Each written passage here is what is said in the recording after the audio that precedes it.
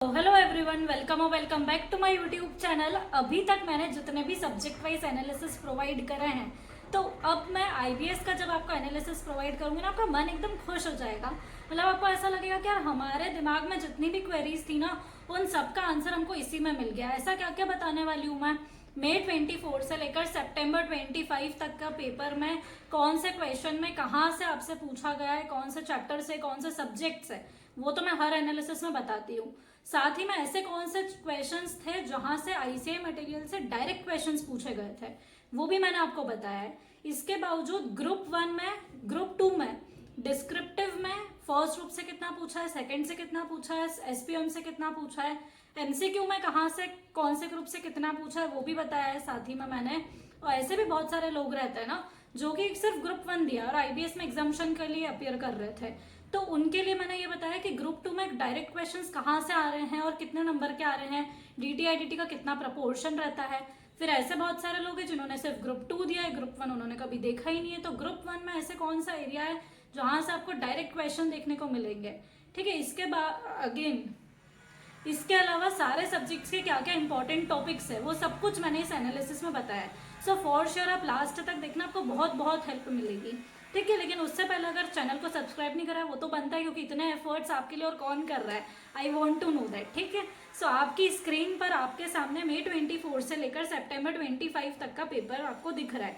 अगर आप सिर्फ एक बेयर एनालिसिस देखोगे ना, कि मई 24 से लेकर सितंबर 25 तक का पेपर देखो, आपको इस पूरे पेपर में कुछ सीक्वेंस ही नहीं मिलेगी। अगर आप सितंबर 25 का पेपर देखोगे तो फर्स्ट क्वेश्चन का जो सिक्स्थ पार्ट है, सिक्स्थ पार्ट कैसे फर्स्ट टू 5 पार्ट कहाँ गया, वो एमसीक्यूज में से आता है। सो आईबीएस का पेपर पैटर्न ऐसा चलता है कि आपको टोटल एग्जाम में 5 केस स्टडीज मिलेगी। हर केस स्टडी के स्टार्टिंग के जो 5 पार्ट्स रहते हैं वो एमसीक्यू के होंगे। एमसीक्यूज आपके 2 मार्क्स के रहते हैं और एमसीक्यू हर क्वेश्चन में 10 मार्क्स के एमसीक्यू मिलेंगे। हर केस स्टडी आपकी 15 मार्क्स की रहेगी डिस्क्रिप्टिव में, ठीक है। तो टोटल मिलाकर 25 हो गया और आपको 5 केस स्टडीज मिलेगी। तो ऐसे 5 में से आपको 4 अटेम्प्ट करनी रहती है, ठीक है। और हर क्वेश्चन के स्टार्टिंग के 5 पार्ट्स में आपको एमसीक्यू मिलेंगे। 6, 7, 8 ये वाले पार्ट्स आपको डिस्क्रिप्टिव के मिलेंगे। इसलिए जो फर्स्ट क्वेश्चन का 6th पार्ट है उसमें आप देखोगे तो ऑडिट, एसपीएम का लॉ और आईडीटी है। अगर आप इससे पहले देखोगे मई 25 में, तो लॉ, एएफएम और एफआर आया है। इससे पहले अगर आप देखोगे तो ऑडिट, डीटीआईडीटी आया। मतलब कुछ भी एनालिसिस नहीं है। पूरा पेपर आप लास्ट तक देख लो, आपको कुछ भी मालूम नहीं पड़ेगा। लेकिन हम कुछ तो एनालिसिस निकाल लेंगे, ठीक है। तो एनालिसिस इस तरह से रहेगा कि अगर आप देखोगे तो डिस्क्रिप्टिव एरिया में एफआर से एएफएम और ऑडिट, मतलब फर्स्ट ग्रुप का कितना वेटेज रहता है ये हम देख सकते हैं। सो मई 24 में 44 मार्क्स का फर्स्ट ग्रुप से पूछा था, सेकेंड में 34 मार्क्स का पूछा था नवंबर 24 में। इसके बाद मई 25 में 28 मार्क्स का पूछा था और सितंबर 25 में 31 मार्क्स का। मतलब ऑन एन एवरेज हम अगर देखें सो 30 मार्क्स से लेकर 45 मार्क्स तक आपको वेटेज मिलेगा फर्स्ट ग्रुप के पेपर्स में से। इसमें भी अगर आप देखोगे तो सब्जेक्ट वाइज भी कुछ एनालिसिस है क्या, तो एफआर में 10 मार्क्स का था, फिर 16, उसके बाद 5, उसके बाद 10। मतलब सब्जेक्ट वाइज एज सच कुछ एनालिसिस आपको नहीं मिलेगा, वो ऊपर नीचे हो सकता है, पर एवरेज आप निकालोगे तो ग्रुप 1 का 30 to 45 इस रेंज में आपको मिलेंगे। ग्रुप 2 में अगर आप देखोगे तो मई में 22 मार्क्स का था, नवंबर 24 में 21 मार्क्स का था, फिर मई 25 में 26 मार्क्स का था और सितंबर 25 में 25 मार्क्स का था। इसका मतलब इसकी रेंज क्या रहती है सेकेंड ग्रुप की हमारी, 20 मार्क्स से लेकर 25 या 30 मार्क्स तक का आपको ग्रुप 2 में से मिलेगा। इसके बाद अगर आप एसपीएम का देखते हो, डिस्क्रिप्टिव की बात कर रही हूँ मैं, ठीक है ना, ओवरऑल पेपर की बात नहीं कर रहे हैं अभी हम। तो एसपीएम में हमने देखा 9 मार्क्स, 20, 21 और 19। इसका मतलब 15 to 20 की रेंज में मिलेगा। सो फर्स्ट ग्रुप का हमने क्या बोला था, रेंज 30 से लेके 45 तक की, सेकेंड ग्रुप में 20-25 तक की, और इसमें 15-20 मार्क्स तक का डिस्क्रिप्टिव आपको इन सब में से मिलने वाला है। इसके बाद अगर हम ओवरऑल बात करें, हमको नहीं समझ में आता ये एमसीक्यू डिस्क्रिप्टिव क्या, आप हमको ओवरऑल बता दो। तो ओवरऑल में हम देखते हैं 58 मार्क्स का मई 24 में फर्स्ट ग्रुप से, 52 देन, इसके बाद में 50 और इसके बाद में 55। मतलब ऑन एन एवरेज हम 50 मानकर चले तो फर्स्ट ग्रुप का वेटेज आपको 50 मार्क्स का मिलने वाला है ओवरऑल, आउट ऑफ 125 मार्क्स का पेपर। सेकेंड ग्रुप का वेटेज 46, 47, इसके बाद में 40 और 35, इसका मतलब ऑन एन एवरेज आप 40 मानकर चलो। तो फर्स्ट ग्रुप का 50, सेकेंड ग्रुप का 40, एसपीओएम में 46, फिर इसके बाद 35, फिर 35 और फिर 35। तो इसका मतलब 21 भी था स्टार्टिंग में, तो 21 से लेकर 46 तक जा चुका है, मतलब ऑन एन एवरेज हम माने तो 30 मार्क्स। सो आपका ऑन एन एवरेज क्या आ गया, फर्स्ट ग्रुप 50, सेकेंड ग्रुप हमारा कितना हुआ था 40 और एसपीओएम 30 मार्क्स, मतलब 125 में से अप्रोक्स आपको 30-35 मार्क्स का एसपीओएम मिलेगा, 40-45 मार्क्स का आपको सेकेंड ग्रुप मिलेगा और 50 मार्क्स तक आपको फर्स्ट ग्रुप मिलेगा। सो ये हमारा ओवरऑल एनालिसिस है।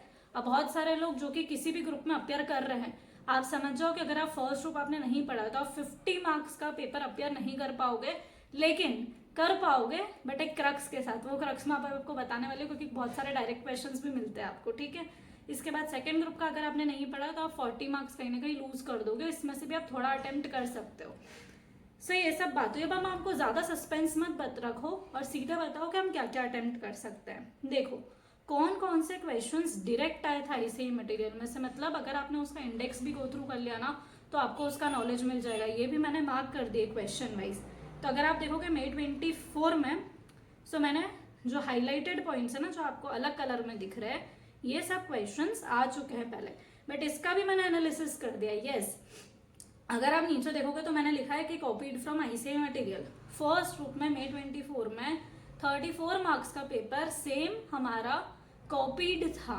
यस, चलो May 24 की बात अलग थी। उसके बाद 8 मार्क्स का तो था, मतलब आउट ऑफ 50 हम कम से कम 5 to 10 मार्क्स, मतलब हम यही सोचते हैं ना कि अगर हमने ग्रुप 2 अच्छे से करा है तो हमको फर्स्ट ग्रुप में से कितना डायरेक्ट मिल जाएगा। 8 मार्क्स बहुत हो जाता है। अगर आप एग्जामिशन के लिए टारगेट कर रहे हो ना तो वो 50 से 60 वाला स्कोर आपका ये क्लियर करवा देगा। अगर आपको पता ही नहीं रहेगा तो अलग बात है, बट ये वीडियो जो देख रहा है उसको सबको पता है, ठीक है। इसके बाद आप देखोगे 13 मार्क्स का था May 25 में सेम, और 21 मार्क्स का था सितंबर में। यस, सो बहुत सारे लोग जो बोलते हैं ना कि यार सितंबर का पेपर बहुत टफ था लेकिन ढूंढने वाला चाहिए, उसको मिल गया था। तो 21 मार्क्स का ग्रुप 1 में से सेम कॉपीड था, ठीक है। इसमें भी अगर हम इन डेप्थ एनालिसिस करें ना तो आपको पता चलेगा जो कि ऑडिट का जो प्रपोर्शन है ना वो हमेशा ज़्यादा रहता है। मतलब ऑडिट हमको इंडिविजुअली कितना परेशान करता है, लेकिन ऑडिट आईबीएस में अच्छा है। ऑडिट के डायरेक्ट क्वेश्चंस आते हैं और ऑडिट में भी कहाँ से वो पूछा जाता है स्पेसिफिकली, वो मैंने इंपॉर्टेंट टॉपिक्स नीचे दिए हुए जो मैं आगे आपको वीडियो में बताने वाली हूँ। इसके बाद अगर हम ग्रुप 2 की बात करें, सो डीटी और आईडीटी आपको दोनों दिख रहे हैं। डीटी और आईडीटी में पर्सनली मैं ऐसा मानती हूँ ना, बहुत ज़्यादा रिपीटेटिव नहीं मिलते हैं, थोड़ी टफर साइड पे केस स्टडीज बनती है।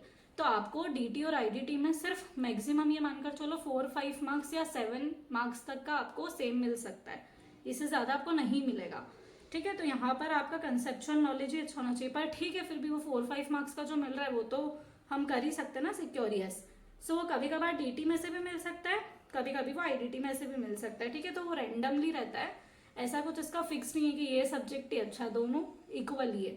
फर्स्ट ग्रुप में कौन सा अच्छा था, एएफएम अच्छा है और ऑडिट भी बहुत अच्छा है। इसके बाद अगर हम एसपीएम की बात करें, सो एसपीएम में आप देखो कि हर बार कॉस्ट में बढ़िया क्वेश्चंस आते हैं।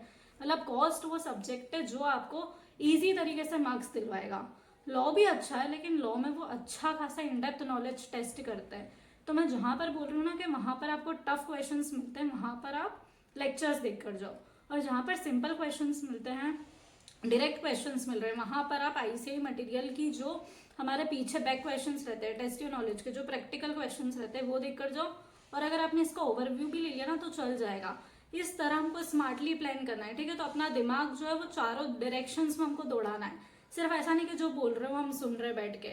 हम इस एनालिसिस से और अपना एनालिसिस भी कर सकते हैं कि अच्छा ये टफ साइड पे आ रहा है, मतलब इस पर अच्छे से ध्यान दे दो, ये इजी आ रहा है तो इसको अपनी स्ट्रेंथ बना लो। तो कॉस्ट अच्छा आएगा, ऑडिट अच्छा आएगा, एएफएम अच्छा आएगा, डीटी आईडीटी एफआर में भी कुछ प्रैक्टिकल क्वेश्चंस आ जाते हैं इजी, बट मोस्टली आपको कंसेप्चुअल नॉलेज वहां पर आपका टेस्ट करा जाता है। सो डीटी आईडीटी और एफआर और लॉ यहाँ पर थोड़ा टफर साइड पे आपसे पूछा जाएगा, ठीक है। इसके बाद कौन सा ऐसा इंपॉर्टेंट टॉपिक्स है, ये इंपॉर्टेंट टॉपिक्स ऐसे नहीं है कि सिर्फ आप यही करके जाओ, बट हाँ अगर आपने सपोज फर्स्ट ग्रुप टारगेट करा तो आप सेकंड ग्रुप के भी ये इंपॉर्टेंट टॉपिक्स एटलीस्ट देखकर चल जाओ, इनका इन डिटेल्ड इंडेक्स देख लो। तो उस टाइप से ये ठीक है, पहले इनको कवर करना है और अगर आप पूरा छोड़ रहे थे तो एटलीस्ट इनको करके चल जाओ, ऐसे वाले हैं। तो इम्पोर्टेंट टॉपिक्स में हम FR की बात करें 115, अब आपको पता चलेगा कि इम्पोर्टेंट टॉपिक्स मैंने कहाँ से निकाले हैं। तो मैंने जो ऊपर एनालिसिस बनाया ना, उसमें आप देखोगे कि रिपीटेटिवली ये टॉपिक्स पूछे जा रहे हैं। जैसे AFM में फॉरेक्स, आपको दिखेगा कि हर अटेम्प्ट में फॉरेक्स उन्होंने अच्छा खासा पूछा है। DT में आप देखोगे कि ट्रांसफर प्राइसिंग और PGBP के साथ हुआ है। लॉ में आप देखोगे डायरेक्टर्स वाले चैप्टर्स के साथ हुआ है। ITT में ITC चैप्टर के साथ। तो हर आपको अटेम्प्ट में और ऑडिट में 700 सीरीज के साथ, तो हर अटेम्प्ट में आपको ऊपर ऊपर से ऐसे कुछ टॉपिक्स दिख जाएंगे क्लियरली विजिबल, जो ICI के मोस्ट फेवरेट है। उसी अकॉर्डिंग मैंने इंपॉर्टेंट टॉपिक्स आपको दिए हैं। ठीक है, आपको ये जो PDF फाइल है ना, ये मेरे टेलीग्राम चैनल पर मिल जाएगी, आप वहाँ से एक्सेस कर सकते हो। FR के मैं आपको बोल के बता देती हूँ। डेज 115, 36, 103, 116, 1, 8, 40, 37, 24, 20 और 16, ये सारा हमको अच्छे से देखना है। AFM में फॉरेक्स में भी हेजिंग वाला, फॉरवर्ड कॉन्ट्रैक्ट हेजिंग बहुत इंपॉर्टेंट है। फिर मर्जर्स, अगेन ICI का फेवरेट, बिजनेस वैल्यूएशन और एडवांस कैपिटल बजटिंग। ऑडिट में important SAs, internal audit, PE, ऐसे 700 सीरीज, ऐसे E और कारो। DT में transfer pricing, TDS TCS, capital gain, PGBP, NR taxation और टैक्स ऑडिट। इसके अलावा एक चैरिटेबल ट्रस्ट भी। ITT में कस्टम्स वैल्यूएशन बहुत इंपॉर्टेंट है, importation exportation, ITC, supply, accounts record, e-way bill, time, value, place of supply और इम्पोर्ट एक्सपोर्ट। लॉ में फेमा, डायरेक्टर, FCRA और IBC। कॉस्ट में standard costing, business model, supply chain, porters 5 force model, value chain, availability ratio, performance ratio, OEE, मैकिन्सी का 7S, outsourcing, customer profitability और competitive advantage. तो सबसे ज्यादा cost में, क्योंकि कॉस्ट में हम विजिबली देख सकते हैं इंपॉर्टेंट टॉपिक्स क्या है, इसीलिए। एक और जरूरी बात कि मैं IBS से रिलेटेड टिप्स और ट्रिक्स भी आगे आपके साथ शेयर करने वाली हूँ। साथ ही में अगर आपको इन डिटेल्ड MCQ का एनालिसिस चाहिए या और भी कोई पैटर्न आपको पता करना है, एनालिसिस चाहिए, जो भी आपके मन में क्वेरी हो तो वो भी आप मुझे कमेंट कर सकते हैं। सो मैं नेक्स्ट वीडियो उसके ऊपर बना दूंगी। ठीक है, तो अगर आपको ये वीडियो पसंद आई हो तो वीडियो को लाइक करना नहीं भूलना है, चैनल को सब्सक्राइब करना नहीं भूलना है। So thank you so much for